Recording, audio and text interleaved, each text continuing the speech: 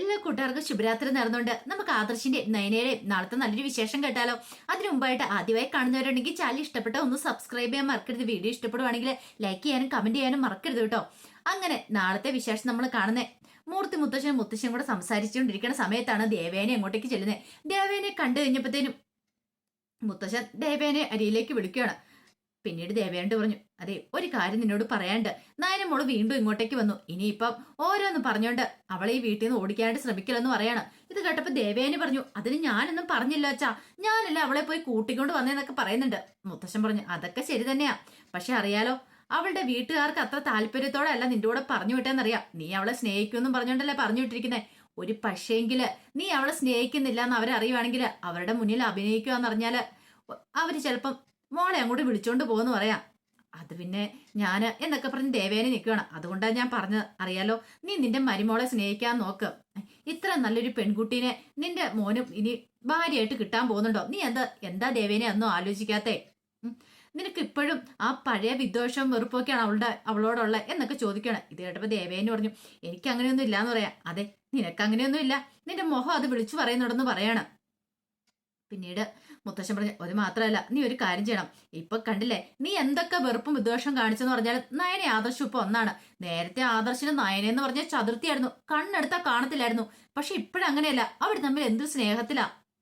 അതുപോലെ തന്നെ അനിയും അനാമയും കൂടെ ഒന്നു ചേരണം എന്ന് പറയണം. അവർ തമ്മിലുള്ള ദേഷ്യവും വിദ്വേഷവും ഒക്കെ മാറണം.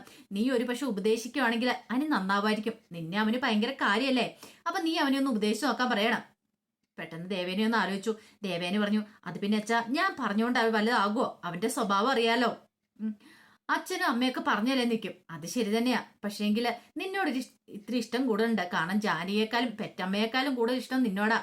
അത് നിനക്കറിയാവുന്ന കാര്യമല്ലേ നിൽക്കും. അതെ അച്ഛാ, അതങ്ങനെ തന്നെയാ. ആദർശിനെ പോലെ തന്നെ ഞാൻ അവനെയും കരുതുന്നേ. അതുകൊണ്ട് അവൻ എന്തൊരു ആപത്ത് വന്നാൽ എനിക്ക് സഹിക്കാൻ പറ്റില്ല. അവന്റെ ജീവിതം തകർന്നു പോയെന്ന് ഓർത്തിട്ട് എനിക്ക് സങ്കടം ഉണ്ടെന്ന് പറയണേ. പിന്നെ അനാമികയുടെ സ്വഭാവം അറിയാലോ. അതുകൊണ്ട് തന്നെ ഞാൻ പറഞ്ഞേ, എങ്ങനെയെങ്കിലും അവരെ രണ്ടുപേരും ഒന്ന് ഒന്നിപ്പിക്കാൻ ശ്രമിക്കണം. അവന്റെ ജീവിതം ഇങ്ങനെ തകർന്നു കാണുമ്പോൾ അതും ഈ അനന്തപുരി തറവാടില്ല, ഇന്ന് വരെ അങ്ങനെയൊന്നും ഉണ്ടായിട്ടില്ല. വെറുതെ എന്തിനാന്ന് ചോദിക്കുകയാണ്. ഇത് കേട്ടപ്പോ ദേവേനി പറഞ്ഞു, ഞാൻ പോയി സംസാരിക്കാം അച്ഛാ, അനിയോട് സംസാരിക്കാം എന്നൊക്കെ പറഞ്ഞിട്ട് അനിയുടെ അടുത്തേക്ക് ചെല്ലുവാണ്. ഈ സമയം അനി ഫോണിനകത്തൊക്കെ നോക്കി ഇങ്ങനെ ഓരോന്ന് വീഡിയോസും കാര്യങ്ങളൊക്കെ കണ്ടുകൊണ്ടിരിക്കുകയാണ്. അപ്പോഴാണ് ദേവേനി അങ്ങോട്ടേക്ക് ചെല്ലുന്നത്. ദേവേനി എന്നിട്ട് പറഞ്ഞു, അല്ല കഴിഞ്ഞ ദിവസം അനാമ ഇവിടുന്ന് പോയിട്ട് നീ എന്താ ഇനി അവളെ വിളിക്കാൻ പോരെന്ന് ചോദിക്കുക. അതിനിപ്പോ എന്താ വല്യമ്മേ, അവൾ ഇങ്ങോട്ട് വന്നില്ലേന്ന് ചോദിക്കുക. വന്നു, പക്ഷെ അതല്ലല്ലോ ഒരു മര്യാദ. നീ അവളോട് നേരം വണ്ണം സംസാരിക്കുന്നില്ല. അവൾക്കാണെങ്കിൽ പരാതിയോട് പരാതി. എന്റെ അടുത്ത് വന്ന് കുറെ പരാതിയും കാര്യങ്ങളൊക്കെ പറഞ്ഞു പറയാ. വല്യമ്മേ, അവളുടെ പരാധീനങ്ങളൊന്നും ഈ ജന്മത്തിൽ തീരുമെന്ന് എനിക്ക് തോന്നുന്നില്ലെന്ന് പറയാ. അതെന്താ നീ അങ്ങനെ പറഞ്ഞേ? ഒരിക്കലും അനന്തപുരി പോലുള്ള ഒരു തറവാട്ടിലേക്ക് കയറി വരാൻ ഒട്ടും യോഗ്യത ഇല്ലാത്തവൾ അവള്. എനിക്ക് ചേർന്ന പെണ്ണല്ല അവളെന്ന് പറയണ. നീ എന്തൊക്കെയാ നീ പറയണേ? നിന്റെ ഇഷ്ടം നോക്കിയല്ലേ നിനക്ക് കല്യാണം കഴിപ്പിച്ചു വന്നേ, എന്നിട്ട് ഇപ്പോഴാണ് നീ ഇതൊക്കെ പറയണെന്ന് നിൽക്കും. എന്നിട്ടപ്പ അനി പറഞ്ഞു, എന്റെ ഇഷ്ടം ഒന്നും പറയണ്ട വല്യമ്മേ, അതിനകത്ത് ഞാൻ പെട്ടുപോയതല്ലേ. ശരിക്കും പറഞ്ഞ അവളും അവളുടെ വീട്ടുകാരും എന്നെ പെടുത്തിയതാ. അവള് നമ്മൾ ഉദ്ദേശിക്കുന്ന ആളൊന്നും അല്ല. എനിക്ക് ഒട്ടും ചേർന്ന ബന്ധമല്ല അത്. ഇത്ര നാളായി ഇവിടെ വന്നിട്ട് എന്ന് പറയണ. അല്ല നീ ഒന്ന് ഓർത്തു വയ്ക്കേ, ആദർശിന്റെ നയനയുടെ ജീവിതം എങ്ങനെയായിരുന്നു, ഇപ്പോഴവരെങ്ങനെയാ ജീവിക്കുന്നേ? അതെ നയനടുത്തൊരു സ്വഭാവം എത്ര നല്ലായിരുന്നു അറിയാലോ. നയനടുത്ത് ഇതുപോലെയായിരുന്നോ, അനാമികനെ പോലെ ആയിരുന്നോ എന്ന് ചോദിക്കാം. ദേവേനി പെട്ടെന്ന് മനസ്സിൽ പറഞ്ഞു, അല്ല ഒരിക്കലും അല്ല. നയനയുടെ സ്വഭാവം എന്ന് പറഞ്ഞാൽ അനാമികയ്ക്കൊക്കെ ആണെങ്കിൽ ഒരിക്കലും അങ്ങനെ കിട്ടാനും പോകുന്നില്ല. ആ സ്വഭാവം എന്ന് പറഞ്ഞാൽ അത്രയ്ക്ക് നല്ല സ്വഭാവം നിന്നിട്ട് പോലും താൻ അവളെ ചവിട്ടി അടച്ചു. അതൊക്കെ ഓർക്കുമ്പോൾ ദേവേനിക്ക് വല്ലാത്തൊരു ബുദ്ധിമുട്ടാ. പിന്നീട് അനി പറഞ്ഞു, ഞാൻ പറഞ്ഞ ശരിയല്ലേ വല്യമ്മേ, ഒന്ന് ആലോചിച്ച് നോക്കേ. ആദർശേണോ അല്ലെങ്കിൽ വല്യമ്മയ്ക്ക് ഇഷ്ടമില്ലാഞ്ഞിട്ട് പോലും വല്യമ്മ ഇത്രയൊക്കെ കാണിച്ചിട്ട് പോലും ഇപ്പോഴും നയനടുത്ത് ഇവിടെ നിൽക്കുന്നുണ്ട്. ഇപ്പൊ വല്യമ്മ എന്ത് പറഞ്ഞാൽ പോലും എതിർത്തൊരു വാക്ക് പോലും പറയുന്നില്ല. പക്ഷെ അനാമികയോ ആദർശേണ്ണെ നയനടുത്ത് കൊടുക്കുന്ന ആ ഒരു ബഹുമാനം ഒക്കെയാണോ എനിക്ക് അവള് തരുന്നേ? അനാമിക തരുന്ന ഒരിക്കലും ഇല്ല. അവൾക്കാണ് ഞാൻ വെറും പോടാ പുല്ല എന്നുള്ള രീതിയാണ് ഇപ്പോഴും. അങ്ങനെ തന്നെയാ. അവളോട് എന്തെങ്കിലും സംസാരിക്കാൻ ചെന്നിട്ടുണ്ടെങ്കിൽ വെട്ടുപോത്തിന്റെ അടുത്തേക്ക് ചെല്ലുന്ന പോലെ ഒരു രീതിയാ ചിലപ്പോഴെ കാണിക്കണം എന്ന് പറയണം. ഇത് കേട്ടപ്പം ദേവേനി പറഞ്ഞു, അനി നിന്റെ ജീവിതമാണ്, ഒരു ജീവിതമല്ലേ ഉള്ളൂ, ആ സന്തോഷമായിട്ട് ജീവിക്കണ്ടേ, കല്യാണം കഴിഞ്ഞല്ലേ നിൽക്കും എന്നും പറഞ്ഞുകൊണ്ട് എന്റെ ജീവിതം ഹോമിക്കായിട്ട് ഞാൻ തയ്യാറല്ല. മാക്സിമം അഡ്ജസ്റ്റ് ചെയ്ത് നോക്കിയതാ. അവളോടൊപ്പം അങ്ങനെ ഒരു അഡ്ജസ്റ്റ്മെന്റ് എനിക്ക് പറ്റില്ല എന്ന് പറയണം. വല്യമ്മയ്ക്ക് അറിയാലോ ഇപ്പോഴും അവൾക്ക് നന്ദുവിന്റെ പേര് സംശയമാണ്. നന്ദുവിന്റെ പേര് പറഞ്ഞ് ഇടയ്ക്കിടയ്ക്ക് എന്നിട്ട് കുത്തുന്നുണ്ട്. എത്ര കാലം എന്ന് വെച്ചാൽ ഞാൻ സഹിച്ച് ക്ഷമിച്ച് മുന്നോട്ട് പോകുന്നേ, അതിനൊക്കെ ഒരു പരിധി ഇല്ലെന്ന് ചോദിക്കാം. ദേവേനി പറഞ്ഞ്, കല്യാണം കഴിഞ്ഞല്ലോ, അല്ലെങ്കിൽ പിന്നെ കുഴപ്പമില്ലായിരുന്നു. ഇനിയിപ്പോൾ അതിനെക്കുറിച്ച് പറഞ്ഞിട്ട് കാര്യമില്ല. നീ തൽക്കാലത്തേക്ക് അവളുമായിട്ട് അഡ്ജസ്റ്റ് ചെയ്യാൻ നോക്ക് എന്നൊക്കെ പറയണം. അനി പറഞ്ഞു ഞാൻ നോക്കട്ടെ. ഞാൻ ഒരിക്കലും വല്യമ്മയ്ക്ക് ഉറപ്പ് തരില്ല. വല്യമ്മയ്ക്ക് നല്ല ആർക്കും ഒരു ഉറപ്പ് തരില്ല. അവളുടെ കാര്യം ആയതുകൊണ്ട് ഇതെന്റെ ജീവിത പ്രശ്നമാണ്. ജീവിതകാലം മുഴുവൻ ഞാൻ അവളോടൊപ്പം ജീവിക്കണ്ട. ഞാനൊരു തീരുമാനം ഇപ്പൊ എടുത്തില്ലെങ്കിൽ പിന്നെ എനിക്ക് അതിന്റെ പേര് ദുഃഖിക്കേണ്ടതായിട്ട് വരും. അതൊരു കാരണവശാലും പാടില്ലെന്ന് പറയണം. ഇത് കേട്ടപ്പോൾ ദേവേനി പറഞ്ഞു ഞാൻ പറയാനുള്ളത് പറഞ്ഞു. ഇനി നിന്റെ ഇഷ്ടം എന്നൊക്കെ പറഞ്ഞിട്ട് അങ്ങോട്ടേക്ക് പോവാണ്. പിന്നീട് ആദർശ് കമ്പനിയിൽ ഇരിക്കുന്ന സമയത്താണ് ജയൻ അങ്ങോട്ടേക്ക് വരുന്നത്. ജയൻ വന്നു കഴിഞ്ഞിട്ട് ആദർശും ജയനും കമ്പനി കാര്യങ്ങളൊക്കെ സംസാരിക്കണം. ഇത്തവണത്തെ വിഷുവിന്റെ കാര്യങ്ങളും വിഷുവിന് കുറെ ഇതൊക്കെ ഉണ്ടായിരുന്നു.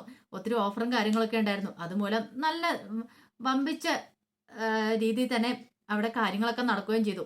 കോടിക്കണക്കിന് രൂപയുടെ ലാഭം കിട്ടുകയും ചെയ്തു. അത് നയന ഉള്ളതുകൊണ്ട് മാത്രം, നയന കളക്ഷൻസ് ഇറങ്ങിയതുകൊണ്ട് മാത്രമാണ് കിട്ടിയത്.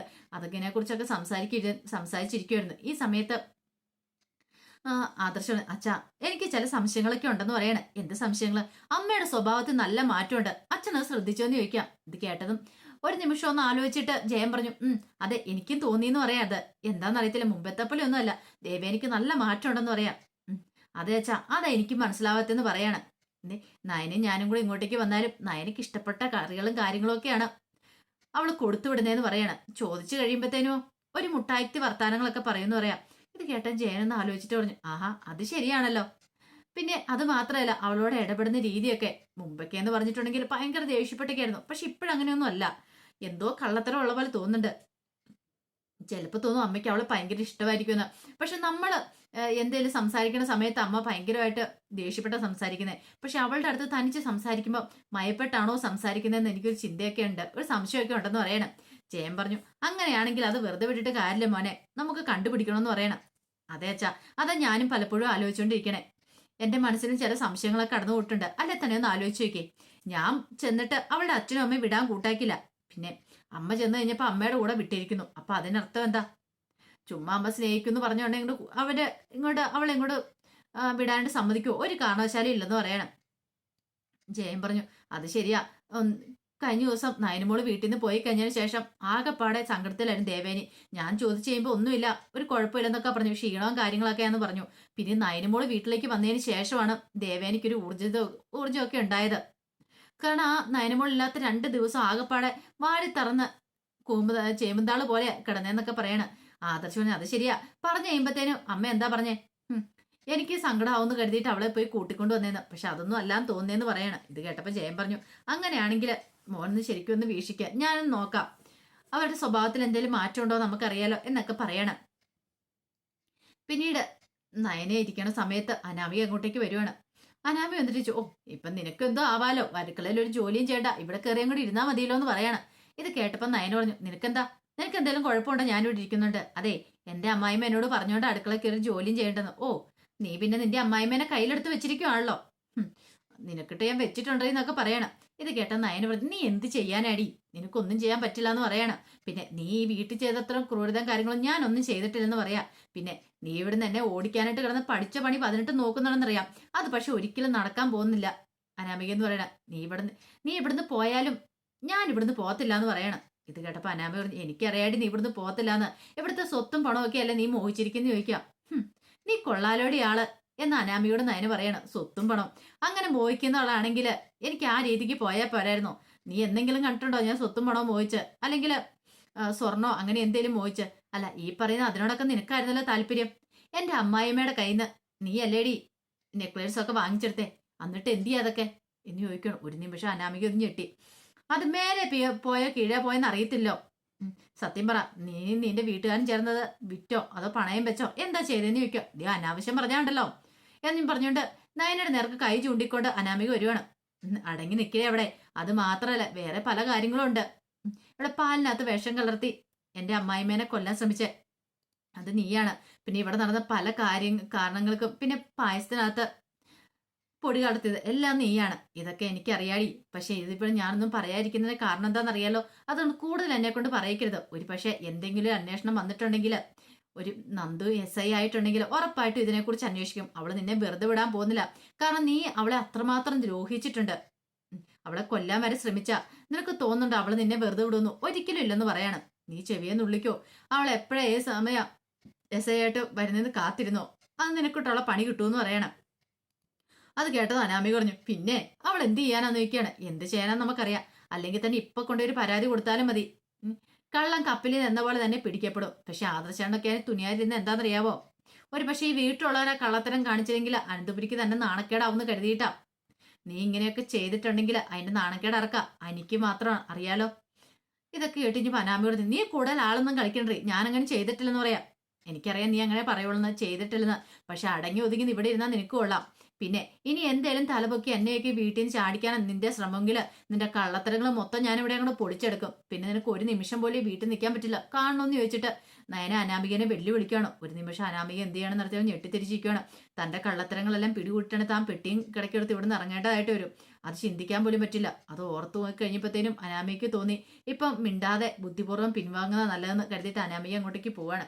എന്നാ എനിക്ക് മനസ്സിലായി ഇവളാണ് എല്ലാത്തിൻ്റെയും പിന്നിൽ നിന്ന്. അപ്പൊ അതിന്റെ വിശേഷങ്ങളൊക്കെ നാളെ കാണാൻ പോകുന്നത്. ആ വിശേഷങ്ങളൊക്കെ നമുക്ക് എല്ലാവർക്കും കാത്തിരിക്കാം കേട്ടോ. ഒരിക്കൽ കൂടി എല്ലാവർക്കും ശുഭരാത്രി നേർന്നുകൊണ്ട് നിർത്തുന്നു.